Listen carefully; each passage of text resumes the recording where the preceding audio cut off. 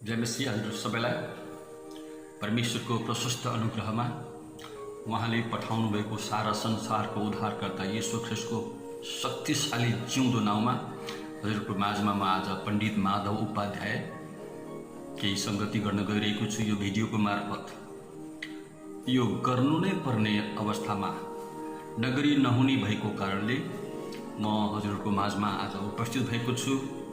मैले बितेका दिनहरूमा फेसबुकतिर साना साना भिडियोहरू हालेको थिएँ अनि परमेश्वरका जनहरूले धेरैले त्यसलाई आफ्नो आफ्नो मन्तव्य प्रकट गर्नुभयो। म कृतज्ञ छु, हजुरहरू मसित जोड्नु भएको छ। तपाईको जोडाइले नै म साहस पाएर अर्कोचोटि म यो भिडियोको माध्यमबाट मेरो युट्युबको माध्यमबाट तपाईको बीचमा आइरहेको छु। म पण्डित माधव उपाध्याय, मेरो जन्म मन्दिरमा भएको हो। लक्ष्मीनारायण मन्दिर, पश्चिम कैलाली, धनगढी लक्ष्मीनारायण मन्दिरमा। सज्जन, मैले मेरो जीवन केवल धार्मिक विधिविधानभित्र आफैलाई पाएँ, गुरुकुलभित्र मैले आफैलाई पाएँ। गुरुको दीक्षा र संस्कारमा म हुर्किएँ। आफै मन्दिरमा थिएँ, तर म आफै मन्दिर भएको अनुभव गर्न सकेको थिइनँ।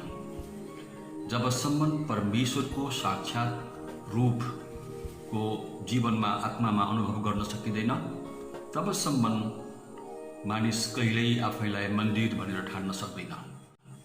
बेशक ऊ मन्दिरको मालिक होला, भौतिक मन्दिरको मालिक, तर ऊ आफै परमेश्वरको मन्दिर बन्न सक्दो रहेनछ। त्यो मैले अनुभव गरेँ। समय यस्तो आयो, तकरिबन 22 वर्ष 23 वर्ष अगाडि मलाई मेरो उद्धारकर्ता येशू ख्रीष्ट मलाई बचाउनको लागि कल्भरीको क्रुसमा कसरी पीडा सहेर बलिदान हुनुभएको रहेछ। साक्षात उहाँले मेरै कोठामा, म सुतेको कोठामा मन्दिरमै प्रकट भएर आफ्नो रक्ताम्य शरीर देखाउनु भयो। त्यसपछि मैले मेरो जीवन येशूलाई समर्पण गरेँ र म सम्पूर्ण प्रकारले येशू ख्रीष्टको चरणमा आफैलाई समर्पण गरेर मैले मेरो जीवन येशू ख्रीष्टमा धन्यको पाएँ। येशू ख्रीष्ट मेरा निम्ति, तपाईका निम्ति अनि यो सारा संसारका निम्ति परमेश्वरको राज्यलाई छोडेर ओर्लिआउनु भएको रहेछ। त्यसै कारण येशू ख्रीष्ट अवतारहरू मध्येमा कुनै होइन। यो कुरो आज स्पष्ट होस् सज्जनहरू, येशू ख्रीष्ट कुनै अवतारहरू मध्येमा होइन। येशू ख्रीष्ट चाहिँ संसारमा तपाईँ र हाम्रो निम्ति परमेश्वरको राज्यबाट ओर्लिआउनु भएको अवतरित हुनुहुन्छ।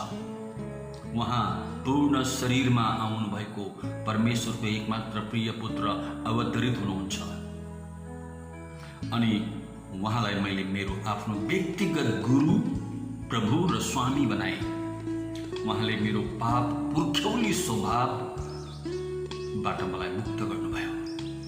येशू ख्रीष्टले आफ्नो पवित्र रगतले मोलतिर किनेर मलाई उहाँले आफ्नो प्रजा तुल्याउनु भयो। म मेरा प्रभु येशू ख्रीष्टको रगतले धोइएको पवित्र प्रजा हुँ। अब म माथि कुनै पापको दण्ड आज्ञा छैन। म सबै किसिमका धार्मिक विधानको बन्धनबाट मुक्त तुल्याइएको येशू ख्रीष्टको शिष्य हुँ। सज्जनहरू, आज म तपाईहरुको बीचमा आउनुको खास उद्देश्य मेरो गवाही सुनाउनको लागि मात्र नभएर मैले यी दिनहरूमा धेरै चोटि हेरिरहेको छु। यो अभिषेक जोशी भन्ने एकजना भाइले, नेपालको मानिसले क्रिश्चियनहरूलाई अर्थात् सारा संसारको उद्धारकर्ता येशू ख्रीष्टको आँखा छुन खोज्दैछ। यसले उसले क्रिश्चियनहरूको विरोध गरेको होइन, उसका सृष्टिकर्ता, उसकी आमाको गर्भभित्र उसलाई रच्नुहुने आफ्ना सृष्टिकर्ताको विरुद्धमा उठेको छ।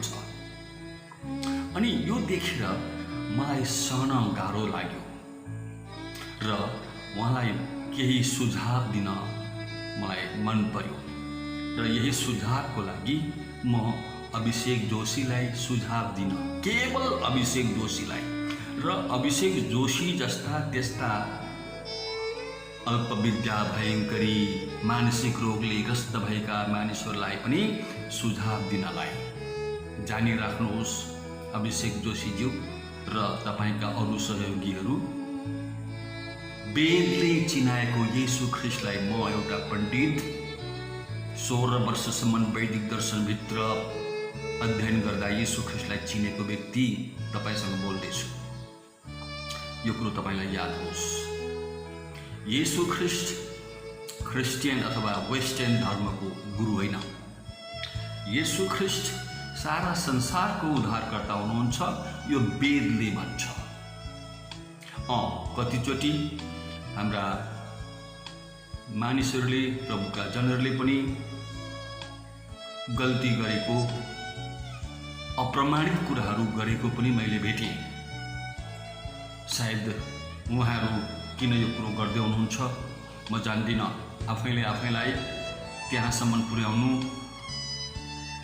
अलिक शोभनीय हुँदैन, तर उहाँहरूको आफ्नो सेवकाई आफै जान्नुहुन्छ। पास्टर तिमोथी न्यौपानेको विषयमा पनि मैले त्यहाँ हेरेँ। उहाँले कतिचोटि धर्मशास्त्रका कुराहरू राख्नुभएको छ। हो, उहाँले धेरैचोटि श्लोक र पदहरू राख्नमा अनि ती संस्कृतका शब्दहरू उच्चारण गर्नमा पनि गल्ती गर्नुभएको कुरा मैले भेटेको छु। उहाँलाई मैले ब्लेम गरेको होइन, उहाँलाई मैले सुझाव दिएको हो, यस्तो गल्ती नगर्नुहोला। एउटा संस्कृतको शब्दले सारा अध्यायलाई नै उल्टा पार्छ यदि गल्ती बोल्यौँ भने। अब म तपाईहरुको बीचमा आज किन छु भने येशू ख्रीष्ट अथवा सर्वशक्तिमान परमेश्वर, उहाँ नै पवित्र आत्मा हुनुहुन्छ। यो कुरो स्पष्ट होस्, पवित्र आत्मा, येशू ख्रीष्ट र परमेश्वर अलग अलग कहिल्यै पनि होइन। बुझिराख्नुहोस्। धेरै क्रिस्चियनहरूले पनि येशू ख्रीष्टलाई, पवित्र आत्मालाई र परमेश्वरलाई अलग अलग प्रकारले बुझिरहेका हुन्छन्। त्यसै कारणले परमेश्वर भन्नुहुन्छ मेरो प्रजा ज्ञानको कमीले नष्ट भएको छ भनेर। यस्तो गल्ती नगरौँ। यदि येशू ख्रीष्टलाई हामीले चिनेका छौँ भने पवित्र आत्मा हामी भित्र हुनुहुन्छ। यदि हामीले येशू ख्रीष्टलाई चिनेका छौँ भने सर्वशक्तिमान परमेश्वरका छोराछोरी तपाईँ हामी हौँ। स्पष्ट छ। येशू ख्रीष्ट नै सर्वशक्तिमान यहोवा परमेश्वर हुनुहुन्छ। येशू ख्रीष्ट नै पवित्र आत्मा परमेश्वर हुनुहुन्छ। येशू ख्रीष्ट सारा संसारको उद्धारकर्ता भएर यस संसारमा ओर्ली आउनुभयो। जानिराखौँ, स्पष्ट होस्। अब येशू ख्रीष्ट अथवा सर्वशक्तिमान परमेश्वरको बारेमा भन्नुपर्दा मसित हिन्दी बाइबल छ। नेपाली बाइबल नजान्ने होइन, पढ्छु तर धेरै अधुरो पाउँछु।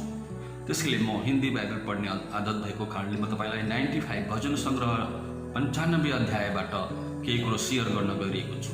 हामी सधैँ वर्शिपमा धेरै वर्शिप गर्ने प्रभुका बालकहरूले, छोराछोरीहरूले राम्रो वर्शिप गर्छन्। अनि यो अध्यायबाट आओ हम यहोवा के लिए ऊंचे शोर से गाएं, अपने उद्धार की चट्टान का जय जयकार करें।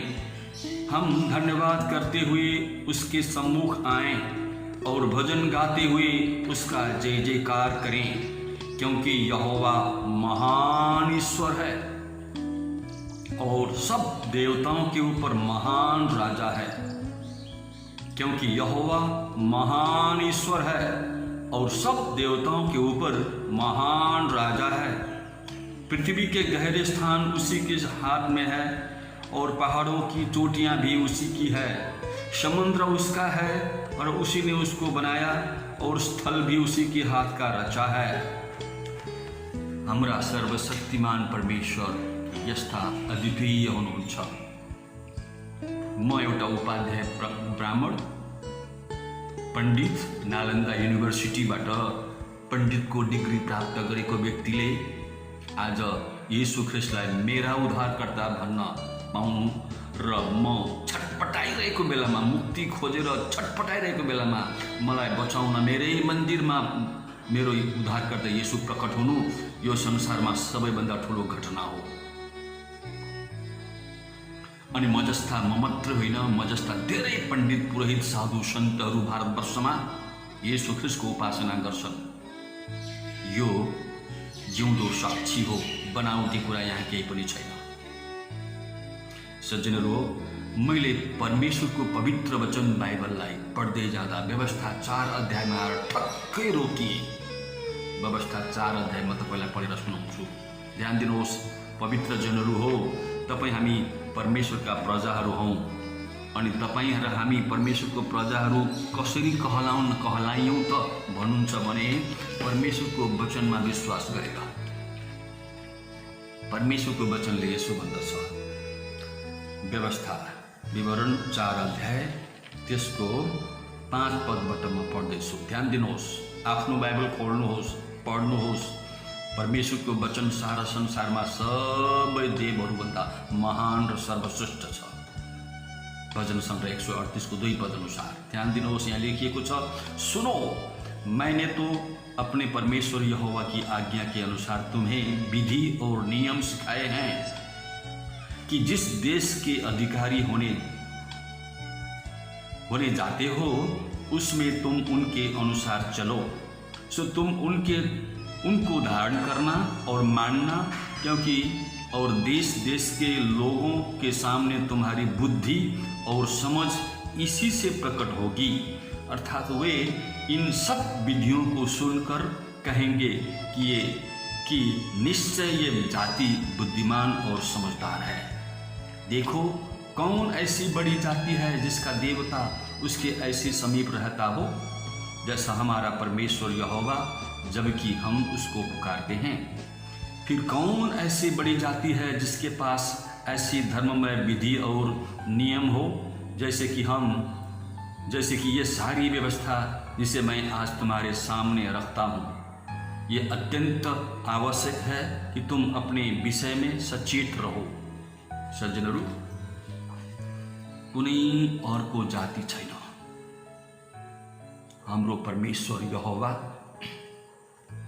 हाम्रो प्रार्थना सुनेर उत्तर दिने, जसले उहाँले हामीलाई आफ्नो प्रजा इजरायल भनेर सम्बोधन गर्नुभएको छ। याकुबका सन्तान तुल्याउनु भयो हामीलाई। सज्जनहरू, यस्तो अर्को जाति कोही छैन। हामी जब पुकारा गर्छौँ उहाँ हाम्रो पुकार र प्रार्थना सुन्नुहुन्छ। उहाँ दयावन्त हुनुहुन्छ अनि उहाँले हामीलाई यस्तो जाति तुल्याउनु भयो संसारमा सबैभन्दा बुद्धिमान जाति, समझदार भनेर उहाँले हामीलाई सम्बोधन गर्नुहुन्छ। तपाईँ र हामी संसारमा पवित्र जाति मात्र होइनौँ, बुद्धिमान, समझदार, प्रतिष्ठित जातिहरू मध्ये हौँ। अनि उहाँको यस्तो धार्मिक विधान छ जुन धार्मिक विधानले मान्छेको अन्तस्करणलाई शुद्ध र पवित्र पार्दछ, परमेश्वरको दृष्टिमा धर्मी ठहराउँछ। अनि यस्तो विधान अरू कसैसँग, कुनै ईश्वर मान्ने व्यक्तिहरूसँग छैन।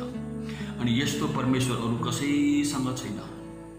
यहोवा सर्वशक्तिमान मात्रै एउटा सत्य परमेश्वर हुनुहुन्छ अनि सारा प्रकृति उहाँको अधीनमा छ।